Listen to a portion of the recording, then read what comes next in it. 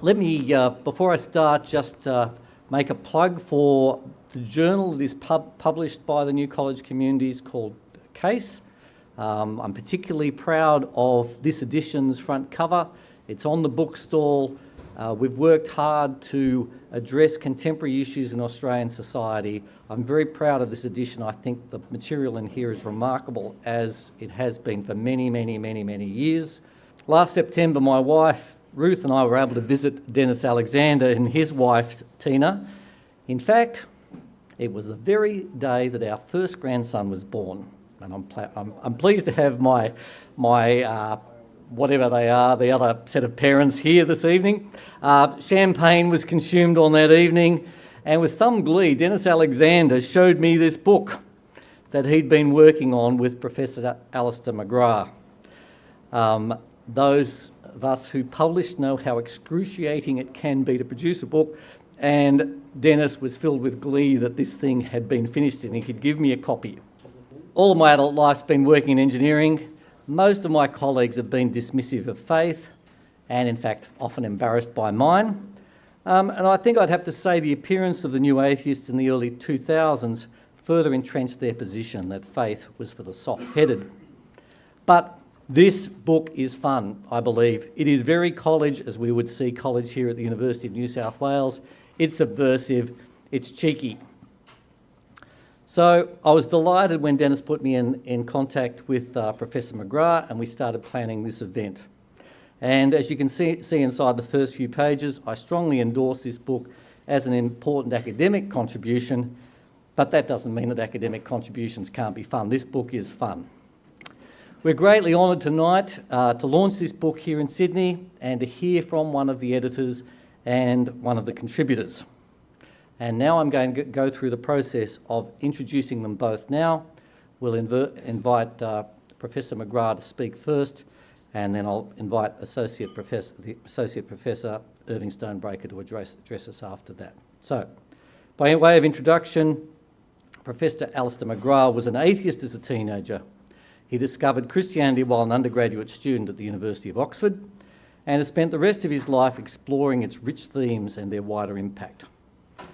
During his education, he collected 2 first-class honours degrees and then 3 doctorates. So, Big Bang Theory, eat your heart out. After a distinguished academic career, he returned to Oxford as Andreos Professor of Science and Religion in 2014, and he stepped down from that endowed chair in 2022, and he now serves as a Senior Research Fellow at the Ian Ramsay Centre for Science and Religion at Oxford. Professor McGrath has an international reputation as an academic and popular writer. We are very privileged to have him join us here this evening, which is his early morning. To our second speaker, we're also joined by Associate Professor Sarah Irving Stonebreaker, who's the author of Chapter 2 of this book. Sarah has recently been appointed Associate Professor of History and Western Civilisation at the Australian Catholic University in North Sydney as part of their Western Civilisation program. Sarah is a Winona girl, from where she proceeded to the University of Sydney and was awarded the University Medal for History. She then received a Commonwealth Scholarship and was awarded her Doctor of Philosophy in History from the University of Cambridge in 2007. She's since researched and taught at Wolfson College, Oxford, Florida State and Western Sydney universities. She pumps out books and journal papers at a rate that puts the Master of New College to shame. She has her own book, Natural Science and the Origins of the British Empire, which was republished in 2016. And I hope you will join me in welcoming Professor Alister McGrath. Well, let me say what a great pleasure it is to be with you, and what a delight it is to be able to talk about the themes of this book. And we're so pleased that there's an Australian contribution from Sarah.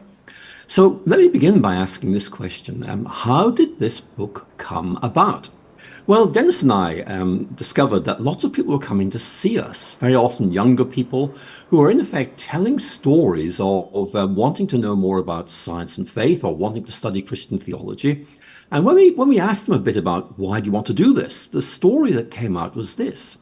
When we were younger, we were very much bought into Richard Dawkins and Christopher Hitchens, and then we began to realize it wasn't quite that simple, that there was another story that could be told. And that really gave us this idea, could we find some people who would tell these stories, in other words, who were willing to put them in print, not just tell them to us, and see what kind of narratives came out of this.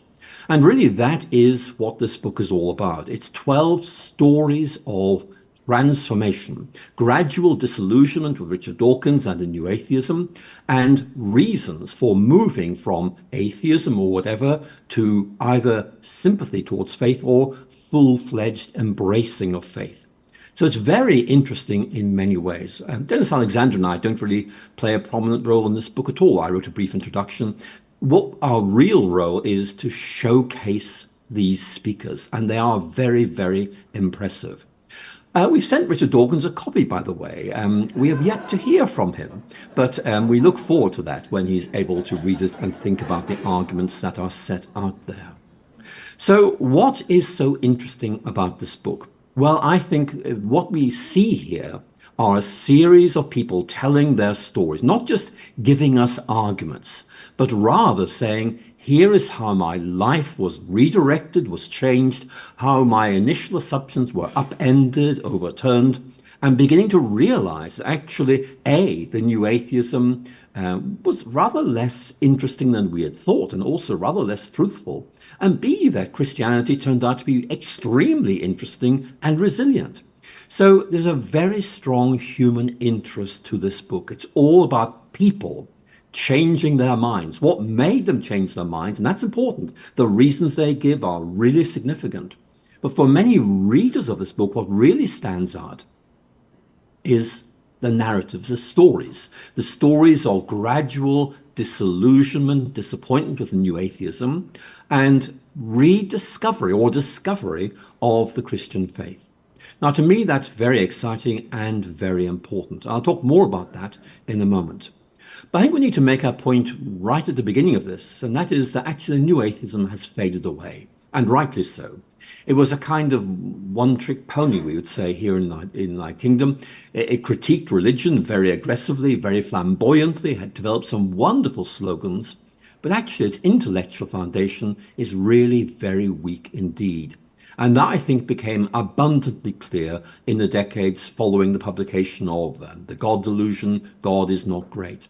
And I think basically people have begun to realize this, that in effect, the new atheism almost became a religion in its own right. It had its own infallible prophets and its own infallible writings. When people began to challenge them and say, hey, these aren't right, there's more that needs to be said, they got very, very angry and very, very aggressive. And people noticed that and began to wonder what's going on here.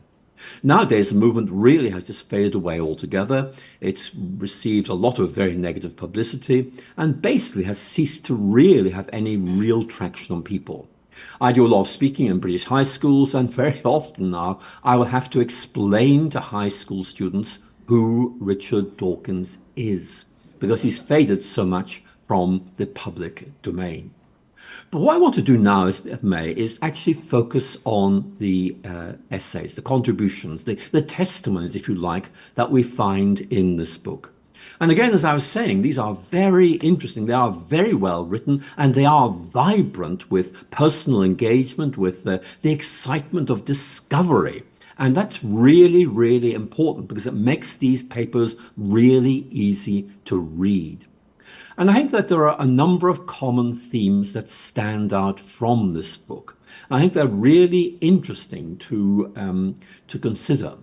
One of the most common themes is this. There's a narrative which basically is we initially thought Richard Dawkins was really, really good and very, very plausible, and then gradually discovered that he wasn't anything of the sort.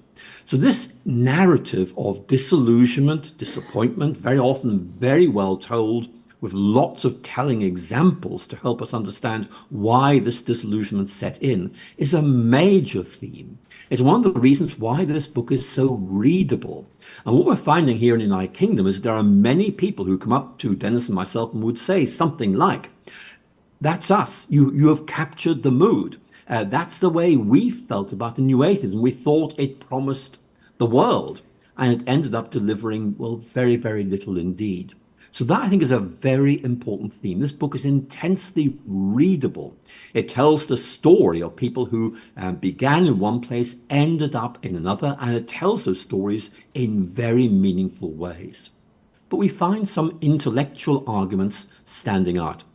Andrew Gosler, professor of biology at Oxford, for example, in effect dissects Richard Dawkins and finds his arguments very, very weak. He focuses on Dawkins' earlier work, the selfish gene, and simply makes the point that Dawkins reaches the pinnacle of this book. The climax is that we alone are able to resist these selfish genes that dictate who we are and what we think.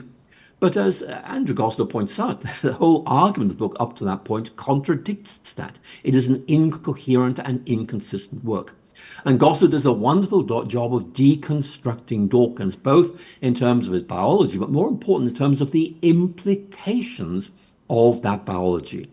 And I think it really speaks very powerfully to those who are feeling Dawkins may be a scientist, but he doesn't seem to understand where the science is taking him. So you'll find many contributors beginning to make academic critiques of Richard Dawkins, but these are not the dull, rather desiccated, rather technocratic arguments you will find in philosophical textbooks. They are beautifully set out, and they are connected with that person's transition in terms of their personal journeys of discovery. But another thing that comes up again and again is that the new atheism is terribly arrogant. That's obvious in its tone. It's obvious in its very, very crude dismissal of alternative perspectives, which are simply swatted away as inadequate. It's simply not worthy of consideration. And that, I think, is a major concern, because certainly one of the recurring critiques of the new atheism is that it has a shallow and simplistic understanding of what Christianity is all about. So, for example, if we look at Peter Barham's contribution, Peter basically says, I was really disturbed by the aggressive, the arrogant, the dismissive tone of Dawkins and Hitchens. But more significantly, where was the serious, informed, responsible engagement with Christian writers? And Peter Barham found that to be astonishing. Where do they give arguments taking into account serious Christian thinkers like, well, C.S. Lewis, Thomas Aquinas, William Lane Craig, to give you three people on very different positions in the Christian spectrum? They are just not engaged. And so Peter Barham makes the point there is a massive amount of overstatement, overreach. And I think that's a very significant point, because that identifies a real concern that many readers of Dawkins have, namely that he seems to think that criticizing Christianity proves that atheism is right. Well, it doesn't. And many of the contributors to this volume make a very important point. If Dawkins' arguments take you anywhere, it is simply to agnosticism. It doesn't take you to atheism. And again, many new atheists actually are aware of this and are slightly embarrassed and are worried about this. I think that is a very important point to make. So I want to ask now, why is this book doing so well? It's been very successful in the United Kingdom, and even more so in the United States. And for example, for a week back in October, the book published in August back in the United Kingdom, it was #1 in the Amazon category of Christianity and #1 in the Amazon category of agnosticism and atheism. So you can see really this is speaking to people. And I think that's a very important point, because I've already emphasized there's a very strong human interest element to this book. It's a story of people changing their minds and hence changing their lives. But there's something else I think we can learn from this. And certainly one of the things I've taken away from the success of this book is the importance of personal narratives. These 12 writers tell their stories. And, you kind of step into these, you get interested in them. You say, oh, that's interesting. What happens next? And what we have here really is someone opening themselves up and saying, look, here's how I initially bought into Richard Dawkins or Peter Singer or Christopher Hitchens. And here's how I began to realize I was mistaken. And here's how I began to quest for something better. And here is what I found and what I now treasure and regard as the center of my life. And you can see why people are drawn into that. I think that's very important. I want to say, as an academic theologian, how important argument is in public debate. But I think this book suggests that actually narratives, telling your personal story of discovery, disillusioned with new atheism, is actually extremely attractive and powerful apologetically. And that, I think, is something that maybe we know theoretically, but this book, I think, helps us to bring this point out practically. That in telling your story of faith, you're not simply engaging in argument. I used to think this, then I thought about this and thought, no, that's not right, I want to move on. But also, this is something that changed my life. And that seems to me to be a very important point. But there's another point which actually has been really interesting. When you read this book, you'll find that we have 12 writers, very diverse in terms of nationalities, in terms of backgrounds. Some are coming from the academic world, some are coming from rather exotic backgrounds in psychedelic drugs and so on. There's a huge range of perspectives here, but together they tell a very convincing story. But here's what's interesting. People in the United Kingdom who've read this book will very often say, you know, they were all interesting, but that story, that narrative really spoke to me because actually they're a bit like me. In other words, the variety of the testimonies in this book means that its readers are able to find themselves, locate themselves in this volume and say, that speaks to me. And that really brings me to my final point. This is a very good book to give to people who are thinking about these things, because it's not preachy, it's not arrogant like Richard Dawkins. In effect, it's really interesting. And as people read it, what they are finding is reassurance that Christianity makes sense, linked with a powerful critique of the new atheism. And that's why it's being read so widely by both Christians and by atheists and agnostics, because the narratives are not aggressive, arrogant, dismissive. They're intelligent and reflective, unlike, I think, Richard Dawkins. And that means it's received a very sympathetic and warm reception from seekers, people who are trying to find their way in this thing we call life. So let me step back and begin to wrap up, because we want to hear from Sarah. The key point I want to make is that this book is immensely reassuring. It's the sort of thing you give to young Christians, to people who are thinking about relationship with science and faith, who are wondering what happened to or what's become of the new atheism. This book, I think, will help you see that it's gone down the pan, as we say in England, but also for very good reasons. But more importantly, it also testifies to the capacity of the Christian faith to take hold of people, to convert their minds and their hearts, and to give them a new vision for life. So I hope you enjoyed reading this book. Certainly it's very, very interesting, but I think it's much more interesting now to hear one of the actual writers speak to you. I've spoken to you as an editor, so I'm looking forward very much to hearing Sarah live and seeing what she has to say. Thank you very much indeed for listening. Thank you, Professor McGrath. I'd now like to invite Associate Professor Sarah Irving-Stonebraker to come and address us. Sarah.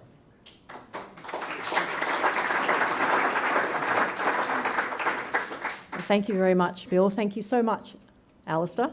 And I was going to say both good evening to all of you here tonight, but also, of course, good morning for Alister. It is such a delight to be here tonight, and also an honour. It's been very exciting to hear how the testimonies in this book have been encouraging others and prompting conversations. So what I'm going to do tonight, as Alister alluded to, is give a very condensed version of my own story. So my story unsettles a number of popular but misguided assumptions about people who convert from atheism to Christianity, not least because I came to faith at a high point in my life. So far from needing a crutch, so to speak, I had everything I thought I always wanted. And moreover, far from being led blind into faith, my conversion to Christianity emerged from an explicit engagement with the new atheism. This involved exploring the work of the self-styled new atheists, including Richard Dawkins, and also in particular the philosophy of Peter Singer, whose utilitarian ethics are founded on his atheism. So I grew up here in Sydney, Australia, in a loving non-Christian home with parents who loved each other and their children dearly. When I was 8, my family travelled to England and then to America. And while we were in England, we spent time at Darwin College, Cambridge, and that trip was formative. I saw the remains of medieval castles, towns old enough to be in the Doomsday Book of William the Conqueror. And so from that moment, the past captured my imagination. Just before my 9th birthday, I decided that when I grew up, I wanted to study history at Cambridge. This ambition gave me a firm sense of who I was and what my life was all about. I knew it would take considerable drive to get to study at Cambridge from Australia, and I believed I didn't need a God to tell me who I was or how to make sense of the world. I knew, so I thought, what my life was all about. Surely Christianity was just a crutch. I didn't need it. So my ambition to study at Cambridge motivated me to study hard. My childhood dream was coming true, and I won the scholarship to Cambridge. And I arrived at the University of Cambridge as a student at King's College just before my 23rd birthday. I began to work on my doctoral dissertation, which focused on the relationship between 17th century natural philosophy, or science as we now might refer to it, and the origins of the British Empire. That involved studying the work of some of the founders of what we now call modern science, including Sir Robert Boyle, one of the forefathers of modern chemistry, Robert Hooke, who did pioneering work on the microscope, and their colleagues who developed the experimental method. Reading the work of these natural philosophers, however, began to unsettle an assumption I'd always held about Christianity. I believed that Christianity and science were fundamentally in conflict. As I was reading the work of Robert Boyle, however, it became obvious to me that such a statement would have made no sense to Boyle. To my bemusement, Boyle was preoccupied with questions of Christian faith and his reason, and it became increasingly obvious to me that Boyle's entire epistemology was shaped by his Christian faith. Towards the end of my doctoral studies at Cambridge, I was elected to a junior research fellowship at Oxford. A few months into my fellowship there, my atheism came up against an intellectual challenge from a surprising source. My friends and I learned that one of the most famous atheist philosophers, Peter Singer, was visiting Oxford to give a series of lectures. They were on the subject of human value and ethics, and they provided a foretaste of his book, The Life You Can Save. Singer was thoughtful and calm, droll and yet quick-witted, and I remember feeling proud to hear his Australian accent in the lecture hall at Oxford. He had an impressive intellectual honesty. With logical consistency, Singer pursued the implications of atheism for ethics, even when they lead to profoundly uncomfortable positions. And so I left Singer's lectures with a profound intellectual vertigo. I was compelled to confront one of my most deeply held beliefs. See, I'd always believed in the innate equality of all people. I'd assumed this was just something that all reasonable people agreed upon, and that it was entirely consistent with atheism. But one of Singer's foundational claims is that the innate preciousness and human value and equal value of human beings is actually just a Christian myth. But atheism was also failing me in another more personal way. To my mind, because God didn't exist, I was free to create meaning and significance in my life. I was in my mid-20s and that's how I'd been living, relishing one success after another, and I had everything that I thought I always wanted. But one winter's day, I found myself alone in the college library at Oxford, and I noticed that my desk was in front of the theology section. With an awkward reluctance, I opened a book of sermons. I was curious, but I expected to read something pious and self-righteous and vague. But these sermons I read were intellectually robust. They pointed me to a number of biblical verses that presented a very different account of human life and human value. One was Psalm 139, verse 13. "For it was you who formed my inward parts. You knit me together in my mother's womb." There was another verse in Genesis that I'd read for my doctoral studies, but never properly thought about. "Let us create humankind in our image, according to our likeness." That's Genesis 1:26. There was a stark contrast between atheism and these glimpses of a biblical view of human life. Those who were weak and those who were strong, able-bodied and disabled, black and white, male and female. God created all these people in his image. Now, if God created all humanity in his image, then all people were inherent and equally precious. What a beautiful idea. But could it be true? A few months later, near the end of my time at Oxford, I was invited to a dinner at the International Society for the Study of Science and Religion. I sat next to Andrew Briggs, who was a professor of nanomaterials at Oxford with me at that point, who happened to be a Christian. During dinner, Professor Briggs asked me whether or not I believed in God. I fumbled. Perhaps I was an agnostic. And he responded, "Do you really think you can sit on the fence about this?"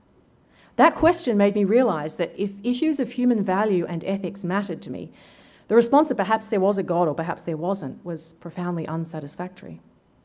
Soon afterwards, I moved to Tallahassee in Florida to take up an assistant professorship at Florida State University. One of my new friends there gave me a copy of C.S. Lewis's book, Mere Christianity, and I was struck by how reasonable Lewis's arguments were, and that book chipped away at some of my own narrow-mindedness. One morning in this city that I was to call home, I finally decided to walk into a church. That morning, the congregation celebrated the Lord's Supper. Now, I'd never been baptised, but I was content to remain in my pew, fascinated, just to observe. The words and the music took me out of Tallahassee, out of myself, and into a much larger story. As the congregation knelt to share the bread and the cup of wine, there was a stillness. It seemed as if that present moment was transcended by this story solemnly reenacted. The body of God made flesh and broken for his people, blood poured out for the forgiveness of sins. I was a stranger, and yet in that moment, I knew that I was standing outside, looking into something more sacred and beautiful than I could fathom. It seemed as if I encountered what one of my favourite poets, T.S. Eliot, once referred to as the still point of the turning world. One of the issues I'd been grappling with since I began to question my atheism was the fact that if atheism is true, there is no ultimate meaning. So if nothing exists outside of matter in motion, then nothing is transcendent, nothing sacred. Time and life itself are ultimately purposeless. The only meaning that exists is that which we create for ourselves. And in many ways, this is how I was living. And things were going remarkably well. I was free to create the life I wanted. At 27, I'd fulfilled childhood dreams, and yet here I was, yearning for transcendence and ultimate meaning, sitting alone in a church on a Sunday morning.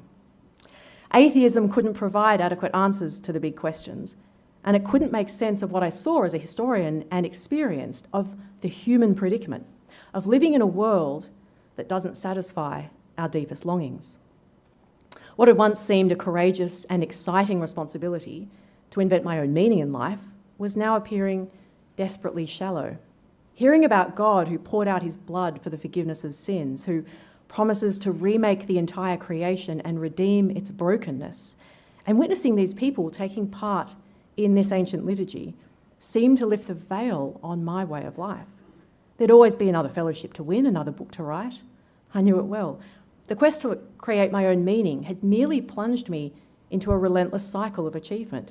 It was a life of little glories and unending pursuits. Atheism had once seemed brave and empowering, but now it seemed thin and frivolous. As I sat in this beautiful church, it seemed that there was a purpose to human history and to time, after all.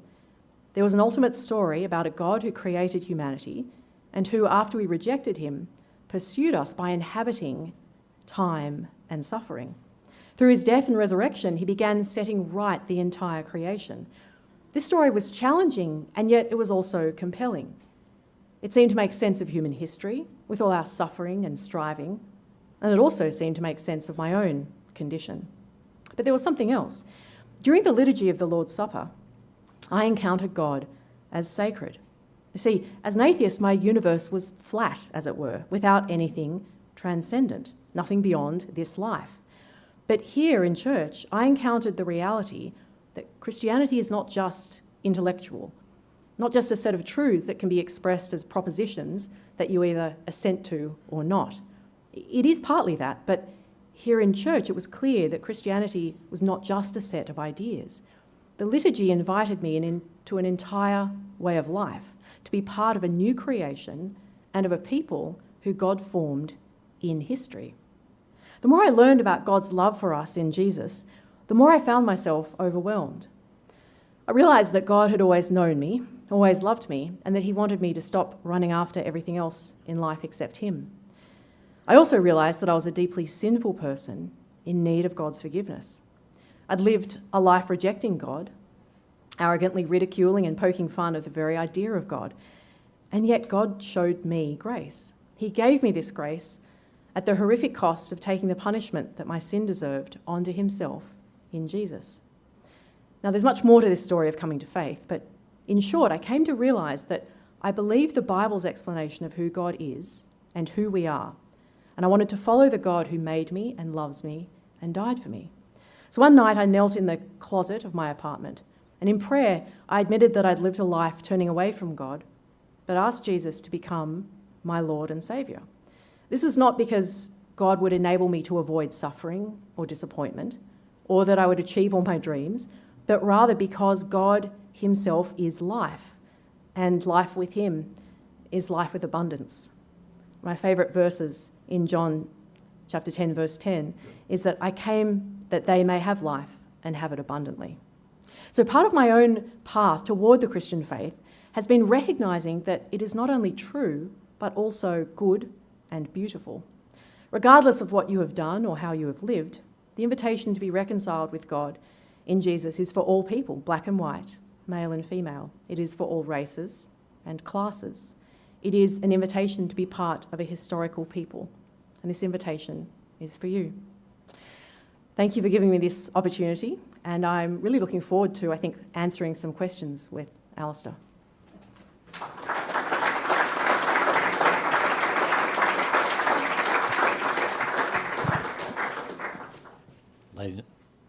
Ladies and gentlemen, I believe there's a roving mic, so if you would just put your hand up, the mic will come to you.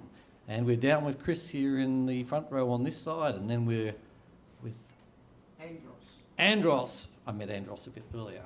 And then I think we're over here with Chris, then with Andros, and then I think there's someone over here. Thanks, Denis. Sarah, I wanted to say thank you so much for telling us part of your story, and Alister for telling us that narrative is such a feature of the chapters of this book. I guess I wanted to say, quell surprise. That is to say, if we read the Gospels, what do we find but a wonderful narrative? Yeah. And we have Jesus himself just stepping out of the page and saying to each of us, what do you think of me? So thank you very much for sharing with us. Oh, thank you. Yeah, thank you.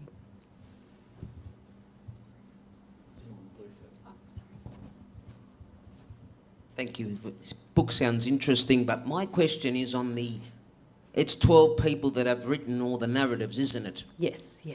And what I wanted to ask, is there a balance between faith and experience? Because you do get people who, for instance, they've seen visions, or where Dr. McGrath spoke about the fellow the psychedelic drugs. Did he come to faith because he had a few too many drugs and he saw Jesus appear and talking to him? So is there that balance between logic and emotion in their conversions, is my question. I think the best way to answer that question is you need to read the book to find out.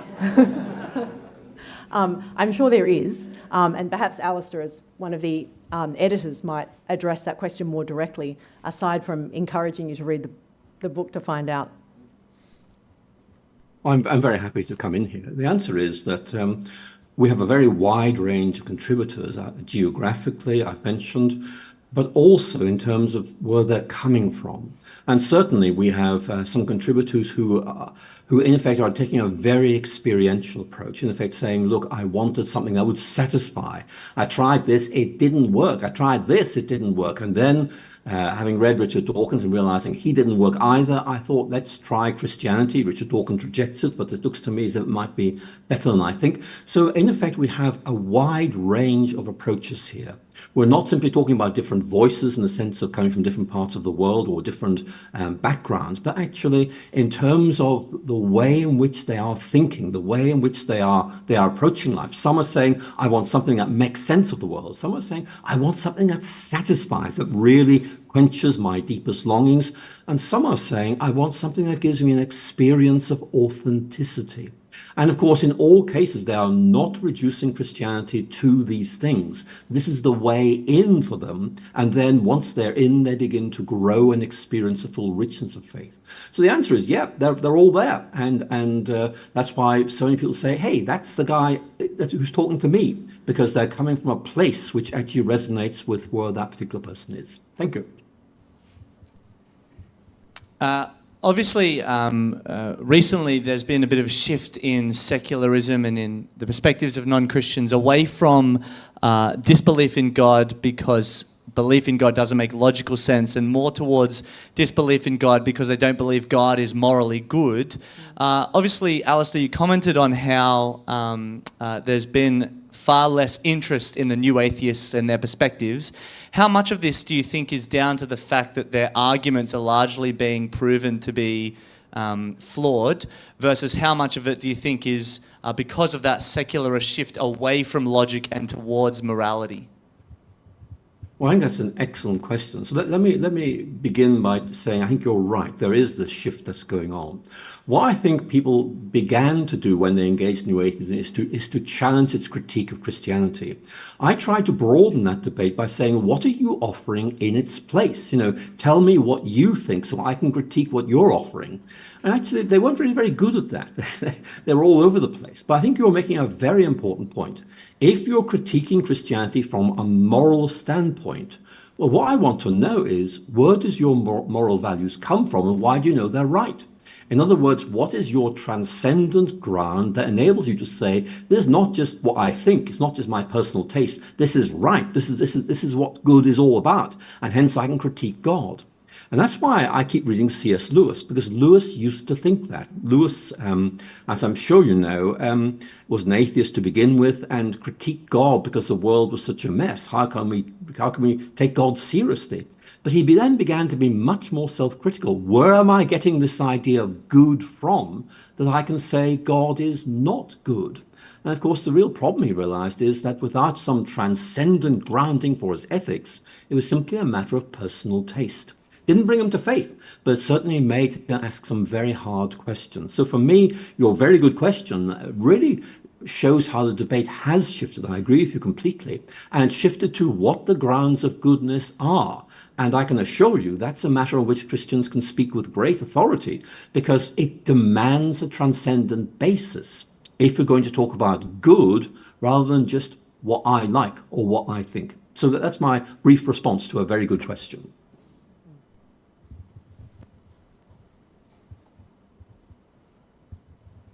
Professor McGrath, Professor Irving Stonebreaker, thank you both so much. For myself, as someone who lives at the nexus of East and West, I often discover in my own own version of public Christianity, I'm speaking to two audiences. On one hand, I'm speaking to great disillusionment and disenchantment for those inhabiting the sort of postmodern liberal Western storyline, but I'm also speaking to those who are enchanted, fascinated and illuminated by other religions and other worldviews. What does the Christian story uniquely offer each of these audiences? Well, let me begin then. I mean, I think it's very important to say that people are restless, they're searching, they're looking for something that will satisfy, looking for something that is rooted. And also, I think you mentioned this in your reflection as you posed the question. I mean, people are very often find that they're captivated by something that is new, a new shiny ideology or something like that. And one of the things I think we need to say is, number one, Christianity is able to speak very, very powerfully to those who are restless, who are seeking, and in effect, it's like Augustine says in the Confessions, that prayer to God, you have made us for yourself, and our hearts are restless until they find their rest in you. I think we're able to address that deep feeling of restlessness that really is there. But the other thing is this: Christianity is rooted in the past, and that's not a negative. That's about 2 millennia of critique, of engagement, of reflection, which means that Christianity is able to, with confidence, speak to some of these deep yearnings that we find in modern Western culture, I should say postmodern Western culture. That's the beginnings of an answer. I'm very happy to hand over to Sarah, because I feel that she actually began to touch on some of these themes in her own address this evening. Yes. Yeah, thank you, Alister, and thank you, Sherwin, for the question. Actually, I think my point of entry into this is to pick up on the last point that Alister made, which is that something that the Christian faith has, which I think is even neglected by many Christians today, is the fact that it is historically grounded. Because actually much of the kind of rootlessness that I think you were sort of alluding to in your question is a kind of rootlessness and disconnection not only from contemporary community, but also from the fact that people are disconnected from any sense that they're part of any enduring past, that the past has any kind of meaning for them.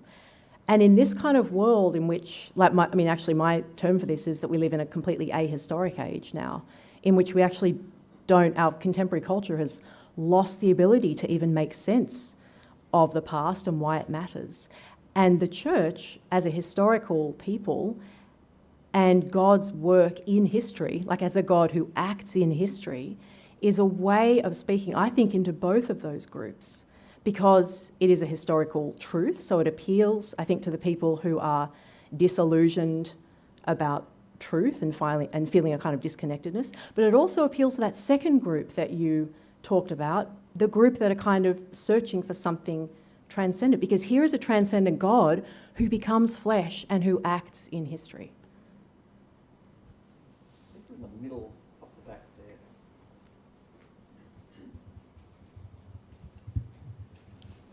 Thank you very much. Sometimes some of the pushback I get or friends get from trying to share faith with non-Christians is this sense that, oh, it's all very well for you to believe in that, but that's not for me. Or very much believe what you want to believe, but don't impose it on me. Do you think, or how do you think a book with 12 stories that are largely personal experiences, more so than logical arguments, do you think that has a space to speak into sharing faith or speaking to people like that, or do you think that's quite distinct? Does that make sense? Well, I think the immediate way of responding to that is to talk to your friends and to say, well, look, actually, here's 12 stories in this book about people for whom the Christian faith has appealed. They're people just like you. And there are actually people who perhaps even thought that they were like you, in the sense that some of them, in fact, thought that perhaps truth was relative. So that's, I think, an immediate response. Not sure if Alister wants to add anything. Well, I'll say something very briefly. I think Sarah's made a very good point. We could supplement this by saying that actually, although Christianity has a sort of public-facing dimension of these ideas, these beliefs, actually, when we internally appropriate this, we find that actually certain aspects speak to us more deeply. Even though you buy into faith as a whole, there are always certain aspects that speak to you personally and deeply, and we get that in these 12 very interesting contributions. And so, if you like, the response to the people that the questioner was talking about is really to say, look, Christianity has this remarkable capacity to engage with you as a person. That's what's so significant about it. The encounters of Jesus with individuals in the Gospels are personalized. He speaks to them and to their situations. I think one of the challenges we have as apologists or evangelists is to make sure that we enable the full richness of the capacity of the Christian faith to engage different people to really shine out.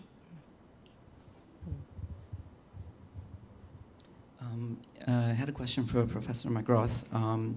Continue on that discussion where you said, to the atheists, what's their alternative to Christianity and religion? I've seen a lot of atheists push on effective altruism, which is maximizing the benefit for mankind, and that's where they get their morality from. I want to ask your opinion on that.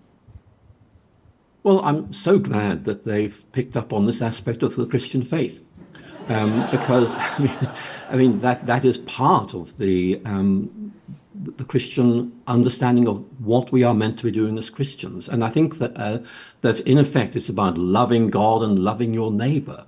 So I'm fascinated when atheists say this to me. I'll say, well, look, we've been saying this for 2,000 years. I mean, what is distinct about what you're saying? Their answer will be, well, we don't need to bring God into it. Well, I'm saying, I'm sorry, I think you do. What you have is, as John Gray says in that remarkable book, Seven Varieties of Atheism, they have a surrogate God, something that they are allowing to be God in God's place because they don't want there to be a God, but they find they can't get away from the notion of something which functions as God, and so they bring that in and would then produce this idea of altruism. And all I'm saying really is that I'm so glad they've discovered that, but actually Christianity is able to give you not simply that idea, but a robust basis for that idea. It's not just a sort of pick and mix, I want to believe this. It's actually, if this is right, this follows naturally.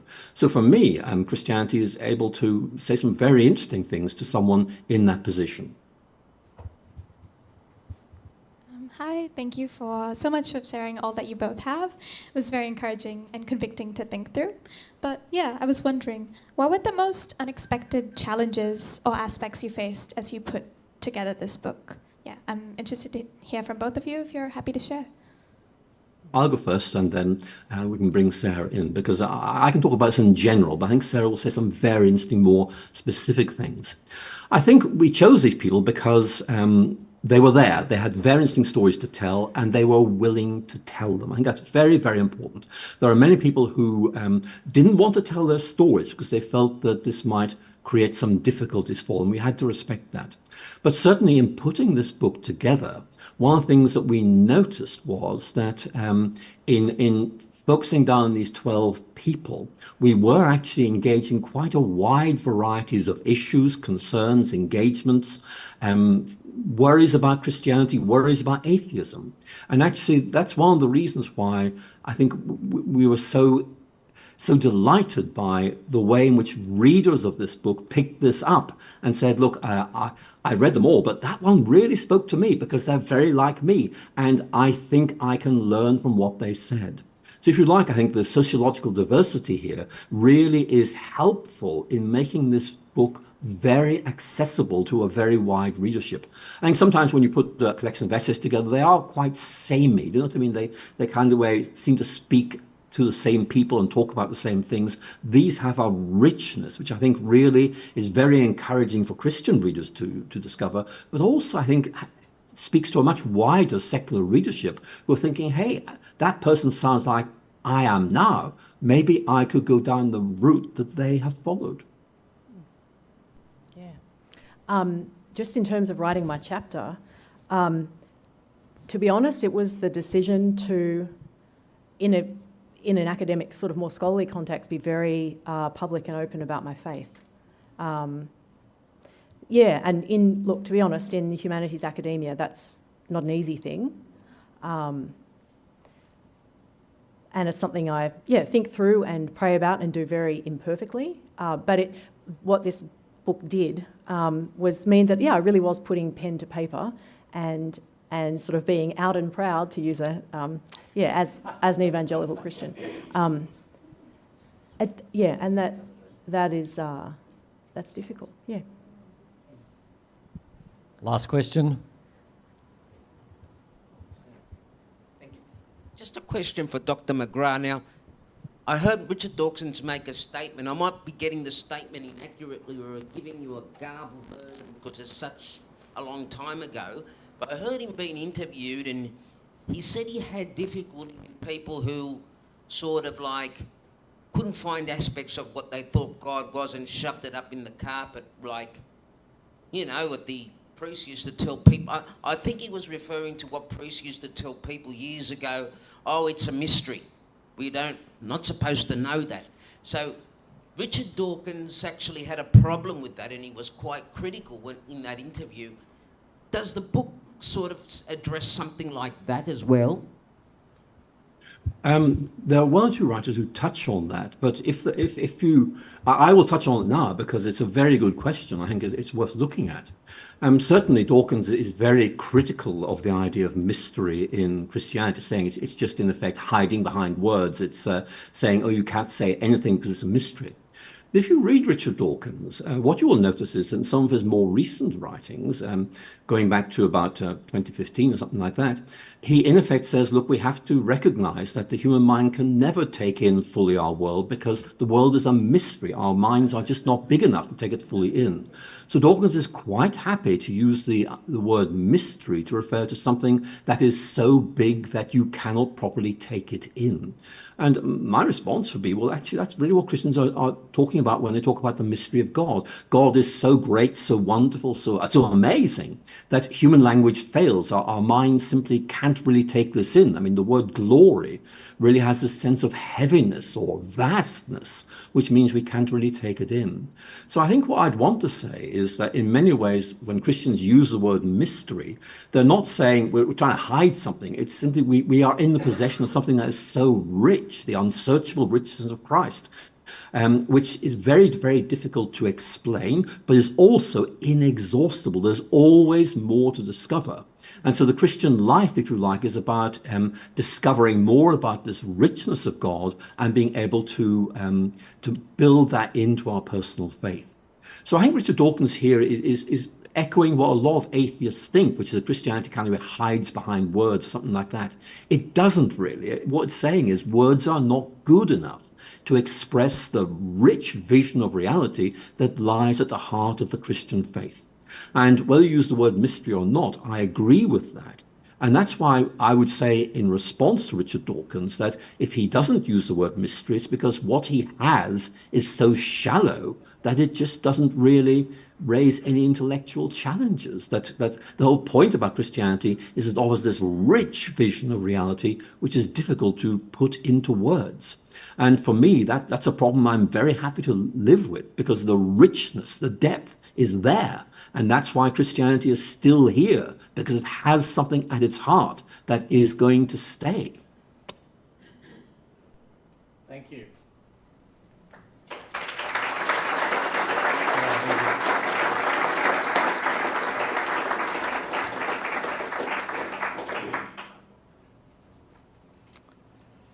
Thank you for being so generous with your time, both of you, and spending the evening with us, and for taking such a barrage of questions from us. Look, we're wrapping up at this point. Perhaps join me in thanking our speakers again.